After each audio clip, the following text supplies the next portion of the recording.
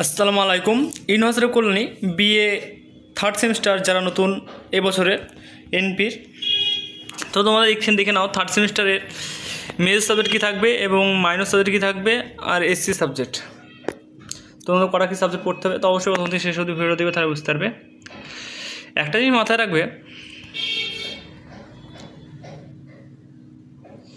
এ হচ্ছে তোমাদের major subject, ঠিক আছে। মেজর সাবজেক্টে তোমাদের হচ্ছে ফার্স্ট সেমিস্টার যা ছিল, এটা হচ্ছে থার্ড সেমিস্টারে ফার্স্ট সেমিস্টার যে মেজর ছিল, সেকেন্ড সেমিস্টার মেজর যা ছিল সমস্ত সেমিস্টার মেজর ওইটাই হবে। তোমরা চাইলে তোমরা মেজর সাবজেক্ট চেঞ্জ করতে পারো।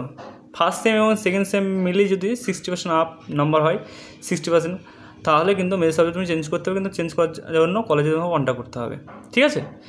আর মেজর সাবজেক্টে তোমাদের পরীক্ষা কত হবে, তোমাদের মেজর সাবজেক্ট পরীক্ষা এখানে দেখতে পাচ্ছ 60 মার্কের লিখিত পরীক্ষা হবে, আর 15 হচ্ছে তোমাদের প্রজেক্ট আর হবে, আর তোমাদের প্রেজেন্টেশনের জন্য তোমাদের প্রেজেন্টের জন্য 5 নম্বর, ঠিক আছে। 10 প্রজেক্ট আর 5 হচ্ছে প্রেজেন্ট। সেই হিসাবে তোমাদের 60 + 15 এবং 75, টোটাল 75 মার্কের পরীক্ষা হবে মেজরে। তারপর আসে তোমাদের মাইনর সাবজেক্ট।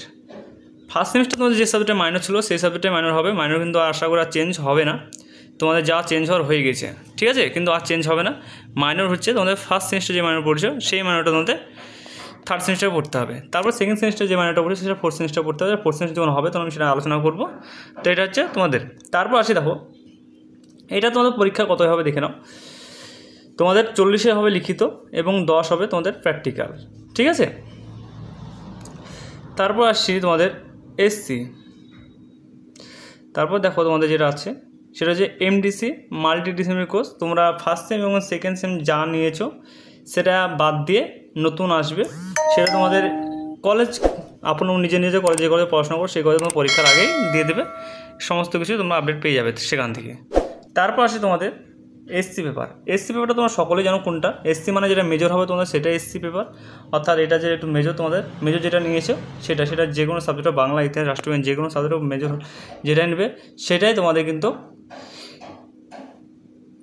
এসসি পেপার পড়তে হবে। তো এসসি পেপারের জন্য কত নম্বর পড়তে হবে, এসসি পেপারের জন্য তোমাদের দেখতে পাচ্ছ 35 নম্বর লিখিত হবে এবং 10 নম্বর প্রজেক্ট, টোটালে 45 নম্বরের পরীক্ষা হবে।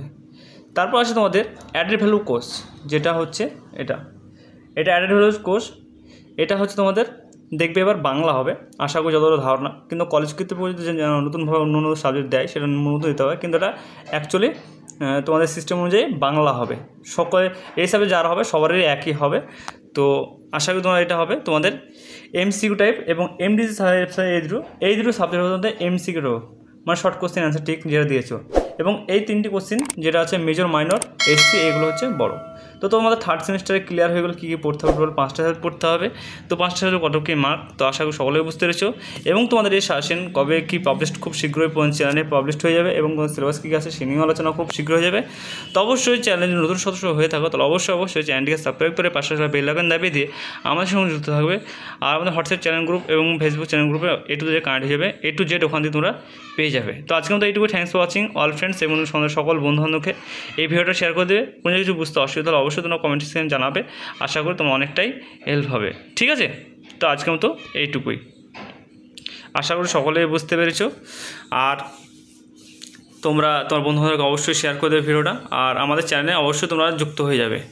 তোমাদের যে সাজেশন ভিডিও আমরা দিই সেই ভিডিও খুব শীঘ্র তোমরা পাবলিশ করে দেবো। তোমাদের কিছু কয়েকটা সিলেবাস কিন্তু পাবলিশ হয়নি, তবে খুব শীঘ্র সেগুলো পাবলিশ হয়ে যাবে। আমরা সেই হিসাবে সেই সিলেবাস অনুযায়ী তোমাদের ভিডিও প্লাস সিলেবাসও চলে আসবে এই চ্যানেলের মাধ্যমে, ঠিক আছে। তো আগে তোমরা যেরকমভাবে হেল্প পেয়েছো এইভাবে হেল্প পাবে, টেনশন নেই। তো আজকের মতো এইটুকু।